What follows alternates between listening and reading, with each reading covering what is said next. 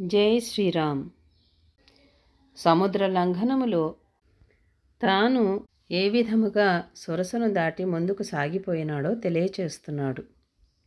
అప్పుడు సమస్త భూతకోటి నన్ను ప్రశంసించింది. నేను గరుత్మంతుని వలె మళ్ళీ ఆకాశానికి ఎగిరినాను. అంతలో నా నీడను ఏదో పట్టుకుంది.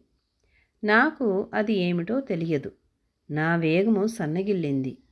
నేను అంతటా అన్ని దిక్కులా చూచాను. నా వేగాన్ని ఏది అడ్డగించిందో అది నా కంటికి కనపడలేదు.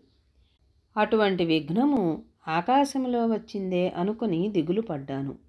క్రింద జలాల వైపు చూచినాను. ఆ జలాలలో పడుకొని ఉన్న రాక్షసాంగనను భయంకరాకారను చూశాను. ఆ రాక్షసాంగన నన్ను చూచి పెద్ద పెట్టున అరుస్తూ వికటముగా నవ్వుతూ ఏ విధమైన తొట్రుపాటు లేకుండా అమంగళముగా, ఓ మహాకాయుడా, నీవెక్కడికి పోతున్నావు?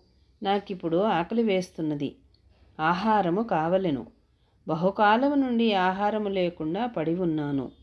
నీవు నాకు ఆహారమయ్యి నన్ను సంతోషపెట్టవలెను అంది.